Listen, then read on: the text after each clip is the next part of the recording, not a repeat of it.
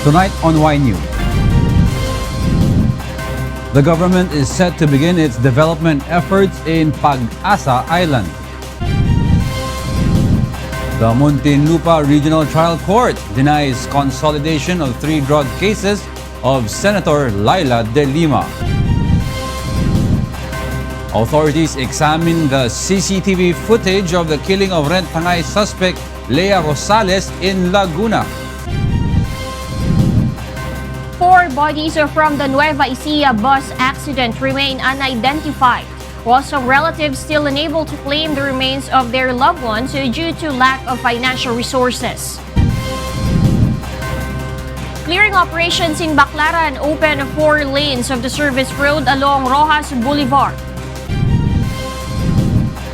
And Arkansas executes a first inmate in 12 years.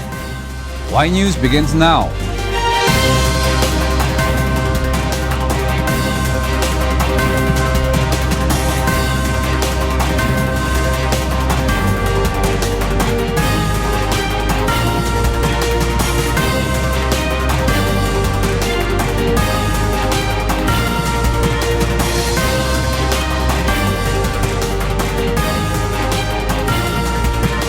From the UNTV News and Rescue Command Center, this is Y News with Angelo Castro III and Darlene Basingan.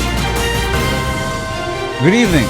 The government is set to begin the repair and construction of facilities in PAG-ASA Island. Rosalie Cos will tell us why. Department of National Defense Secretary Delfin Lorenzana and other government officials visit the PAG-ASA Island today.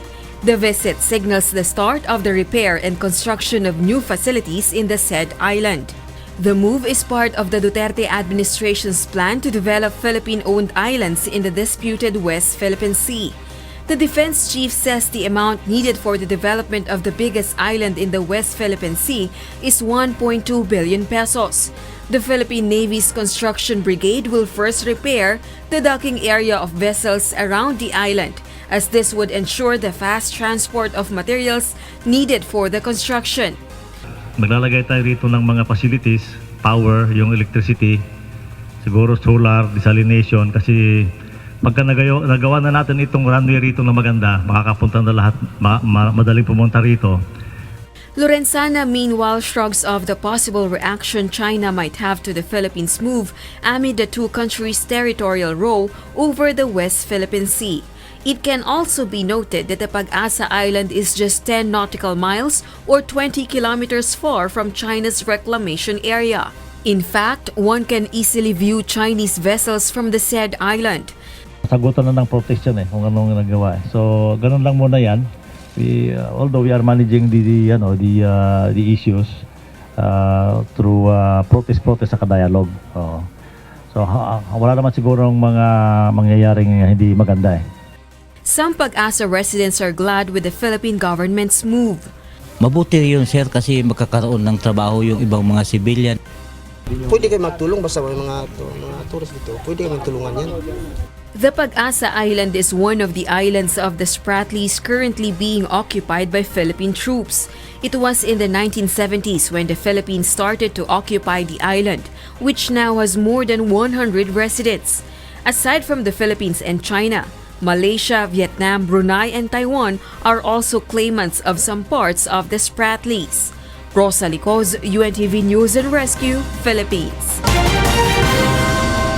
Fishermen, residents, and environment advocates attended a summit to speak out against the reclamation projects in Manila and Laguna de Bay. Rosalie Cos is back to tell us why. Several groups argued that aside from their livelihood, the ecosystem functions will also be affected if plans and careful study will not be made prior to the reclamation projects in Manila and Laguna de Bay. They also hope that President Duterte will listen to what they say about the issue. Ang gusto sana namin ay immediate yung pag-stop ng reclamation project, tapos mag-conduct siguro ng studies or in-depth studies sa grassroots tungkol doon sa ano yung magiging social cost kapag tinuloy ito. Ang problema dito, i-divert nila sa imported na isda. Papasok nila sa mga palengke natin na parang walang nangyari. The government ensures that there will be good relocation for those who will be affected by the reclamation projects. Po lahat ng mga apektadong pamilya, komunidad sa mga reklamasyon ay talagang matutugunan din po yung mga pangangailangan nila. Kung ano yung tindig ng mga mahihirap tungkol sa mga proyekto na yan, ay sususugan namin. No, kahit kami ay nasa pamahalaan. Aside from the promise of President Duterte that there will be no reclamation without relocation for the informal settlers, Attorney Ridon also said this affected residents will not be moved away from their source of livelihood, which is fishing. The National Reclamation Plan was approved in 2011 under the administration of former President Noynoy Aquino. Under the plan, more than 38 hectares will be reclaimed and 70% of this encompasses parts of Manila Bay. Rosa Licos, UNTV News and Rescue, Quezon City. President Rodrigo Duterte visited the Russian missile cruiser Varya docked at the port of Manila. The president was given honor by the Russian Navy contingent and toured the Russian ship. The anti-submarine vessel and the sea tanker of the Russian Navy are in the country for a 4-day goodwill visit. The relatives of the fatalities in the recent bus accident in Nueva Ecija are still having problems in claiming the remains of their loved ones from funeral homes. Ray Pelayo will tell us why. The remains of some of the fatalities in the recent bus accident in Nueva Ecija have yet to be claimed by their families. Nueva Vizcaya Provincial Administrator Mabel Blossom Sevillena says there are still 4 unidentified bodies at some funeral homes in the province. 2 remains were female and 2 were male.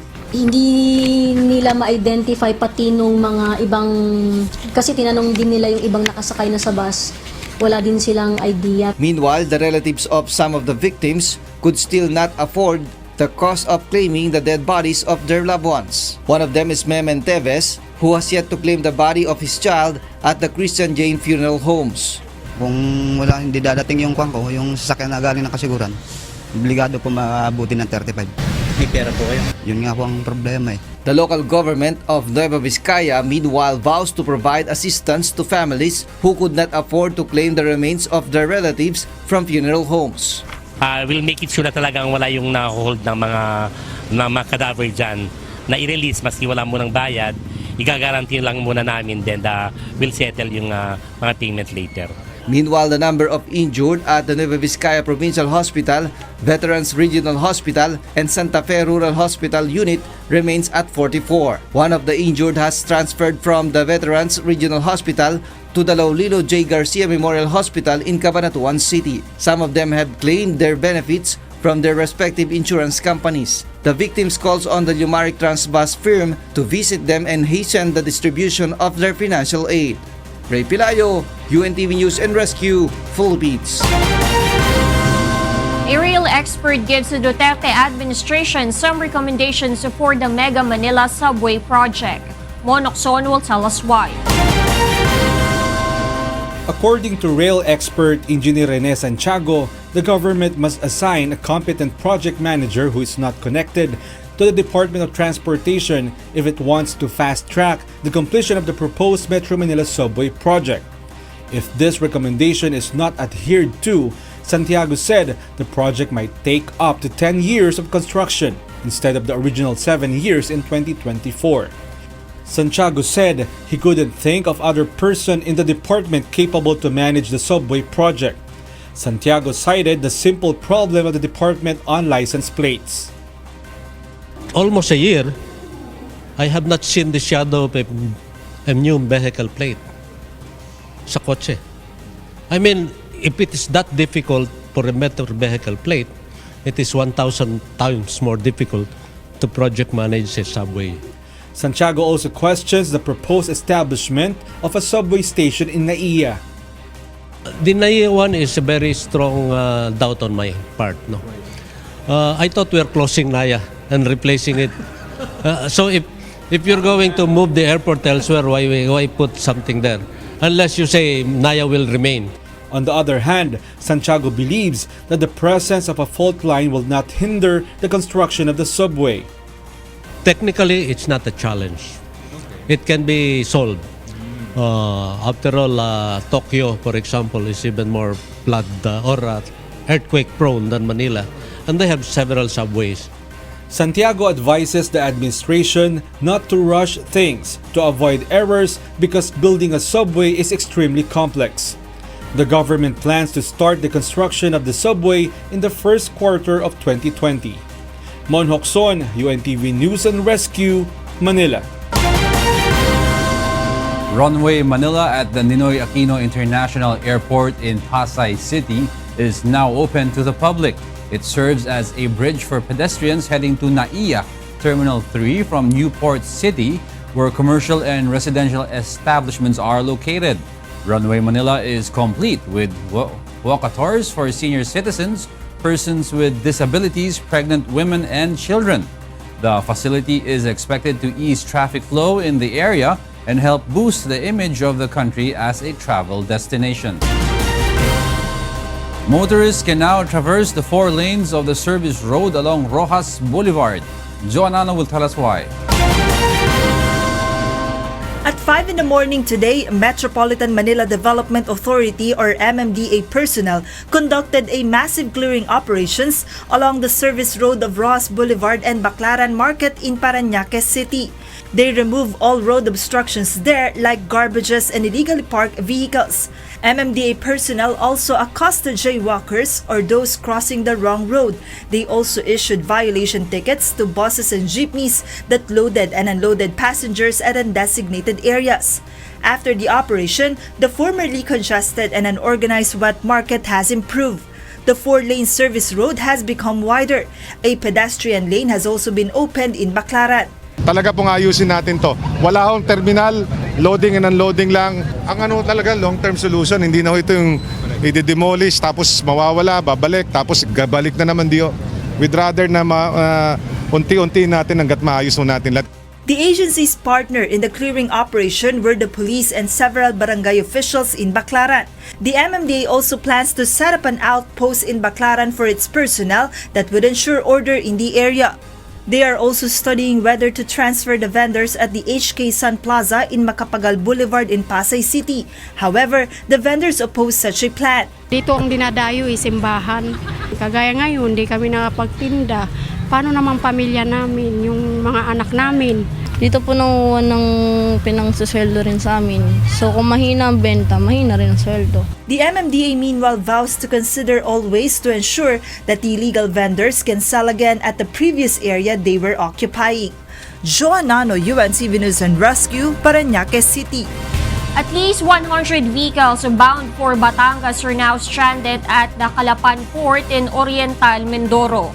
Monokson will tell us why. The Philippine Coast Guard has barred old cargo vessels to sail since the long holidays. Some of them went on maintenance and repairs.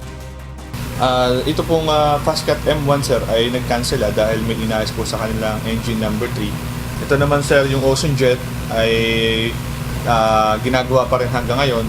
While ito naman Starlight, Annapolis ay nabaklas na yung pyesa at pinadala niya sa Batangas para mapaayos. According to the Philippine Ports Authority, this caused about 100 vehicles bound for Batangas from Iloilo remain stranded at Calapan Port in Oriental Mindoro. Passengers wait for an interval of 4 to 10 hours before they could board. PPA cannot certain as to when the normal operation at Calapan Port will resume. The agency advises the passengers to coordinate with their carriers first so as not to get stuck in ports. Mon Hokson, UNTV News and Rescue, Philippines. Next on Y News.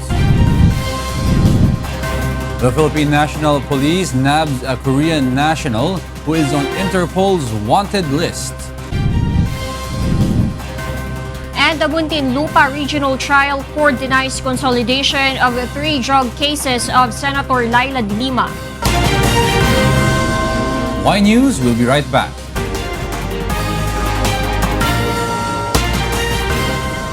The PNP Criminal Investigation and Detection Group arrests another Korean fugitive who is also a leader of an investment scam group. Grace Casin will tell us why. Korean fugitive Oh Seung-jo has been hiding in the Philippines since last year.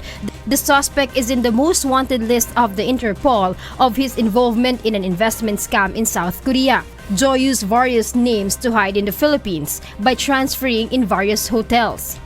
Through an Interpol Red Notice and the Bureau of Immigration Arrest Order, PNP CIDG Anti-Transnational Crime Unit arrested Jo in a hotel in Alabang, Mandaluyong City last April 18. We don't want the Philippines to be the haven of bad people, especially unwanted foreign nationals.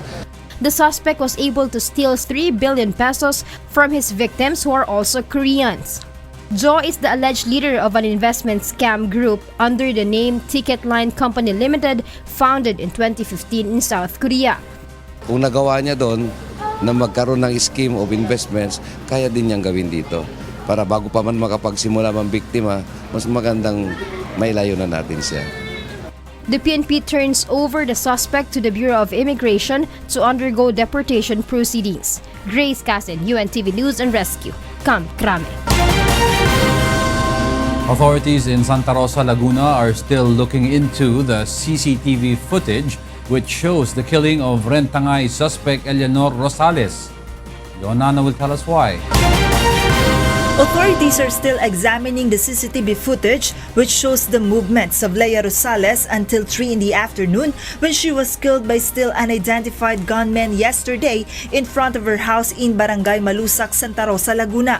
Kaya siya nagpunta at medyo emotional siya dahil gusto niya linisin yung pangalan niya na mawala sa paningin ng tao sa Barangay Malusak na siya involved doon sa Rentangay na yan. Gusto niyang i-clear yung pangalan niya para ang mga tao ay hindi naman parang tingnan siya yung halimbawa masama tingin o pinag-uusapan siya, ayaw yun yung ganon. Authorities have now traced the white vehicle that seemed to have served as an obstruction when the gunman on motorcycle shot the victim. Meanwhile, none of Rosales' relatives give statement to the media about the incident. Because of fear, they also refuse to tell where the remains of the victim is currently buried. Aside from her relatives, even Rosales' neighbors who witnessed her murder are afraid to share details for fears that the suspect might come back for them. The Santa Rosa police meanwhile refused to provide a statement about the possible suspects while the investigation is still ongoing.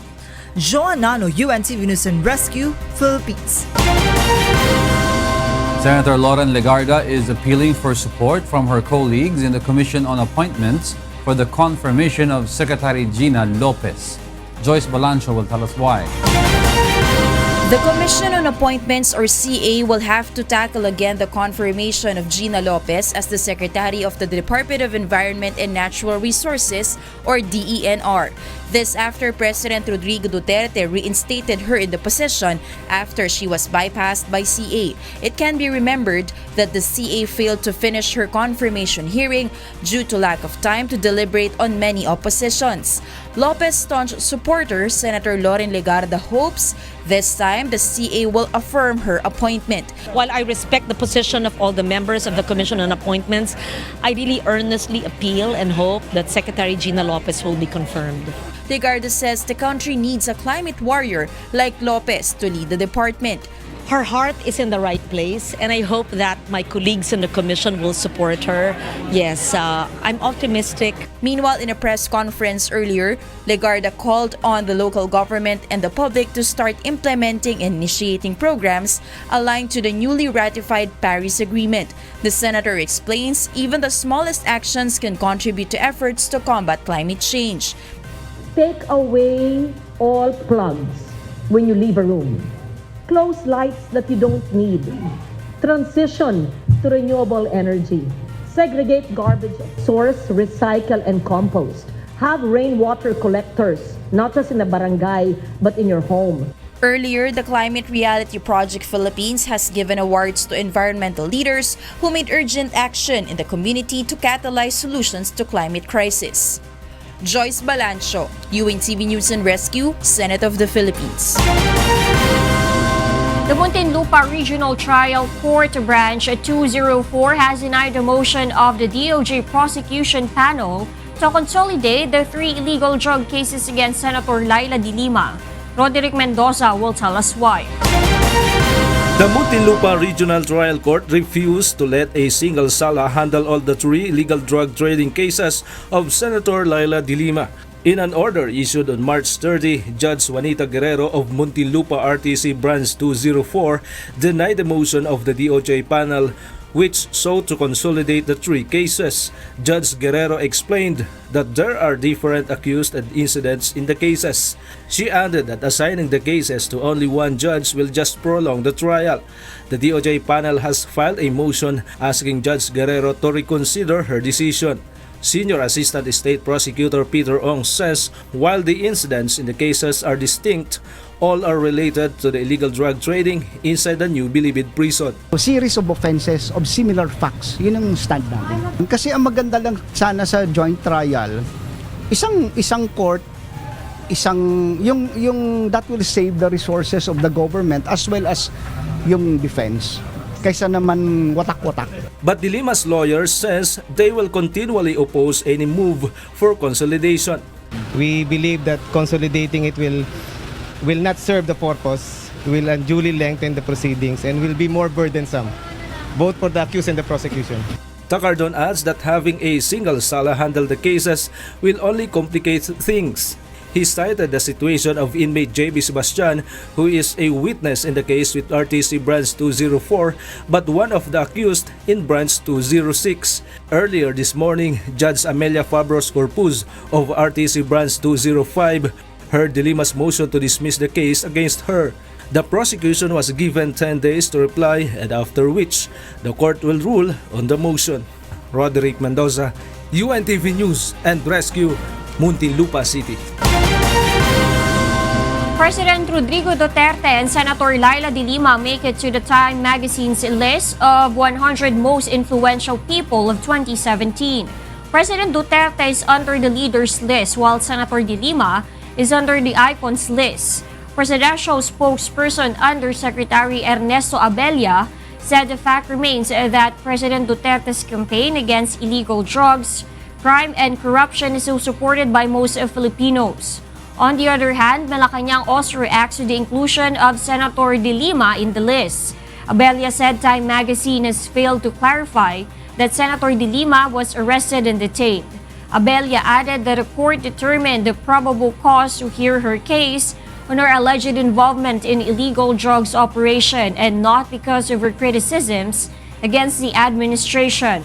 Meanwhile, the lady senator appreciates the recognition of Time magazine that gives weight to her fight for justice. The Bangko Sentral ng Pilipinas reports a 3.3% increase in the value of the Philippine peso this year as compared to 2.5% in the same period last year. Aiko Miguel will tell us why. The country's inflation rate increased by 1% in the first quarter of 2017. This means that prices of goods and services increased in various industries and in markets. The value of peso during the first months of last year was around 48 pesos to 49 pesos to a dollar. This year, the value of peso is expected to rise from 50 pesos to 52 pesos and 15 centavos to a dollar.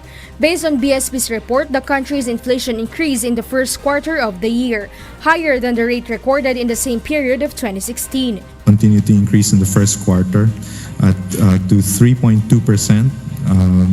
And this is higher than the quarter ago rate of 2.5% and also the year ago rate of 1.1%. And this is also, as we noted, slightly above the midpoint of the target. BSP explains that the rise in inflation rate is because of the increase in prices of goods and services. Price increases are seen in meat, fish, kitchen oil, milk, egg, and cheese products. The prices of rice also rose as the end of the harvest season draws near. Inflation affects the value of peso when the prices of oil go up, which then impacts the transportation and energy industry. Global financial markets to relatively strengthen and economic activity to maintain its rebound. Among others, this is due to higher oil prices owing to production cutbacks by major crude oil producers. The key policy interest rate of the country remains at 3%. This would help ensure the low prices of food and petroleum products. If you increase your policy rate, you're saying that you are concerned about demand pressure mounting, and that could compromise your inflation objective. High frequency indicators like vehicle sales, energy sales, etc. continue to show robustness. The BSP says the country's economy grew 6.6% in the last quarter of 2016. The central bank also assures that the country's economy will remain stable this year. Aiko Miguel, UNTV News and Rescue, Pasay City.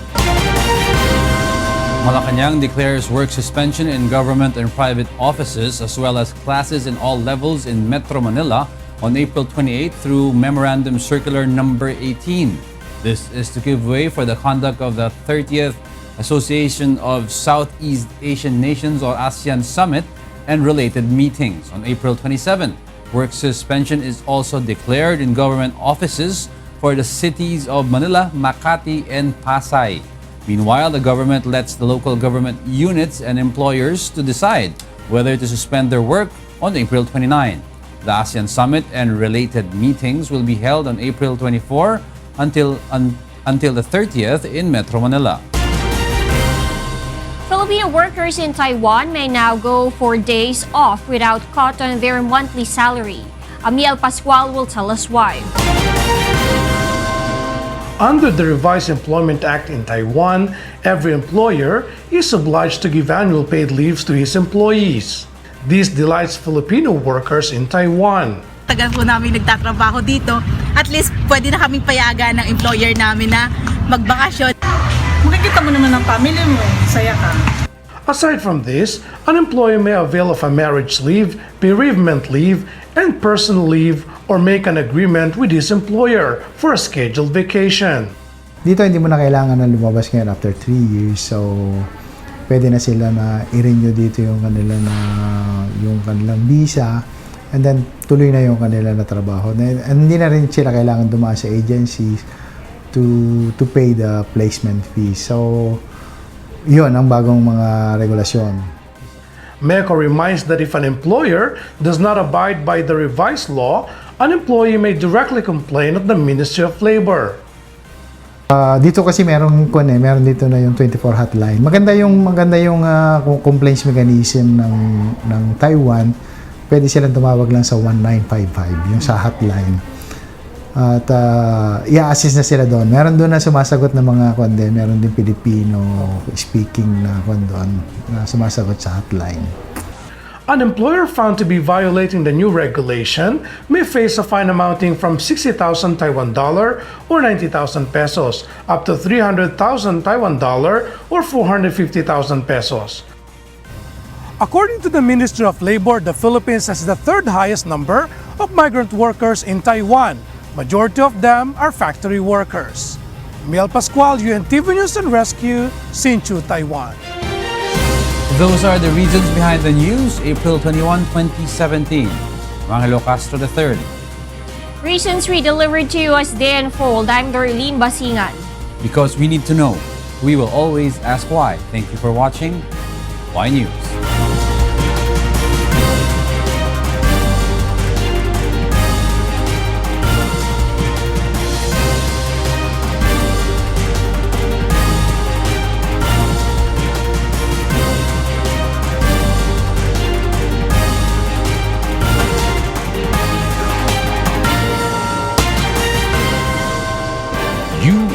UNTV, your public service channel.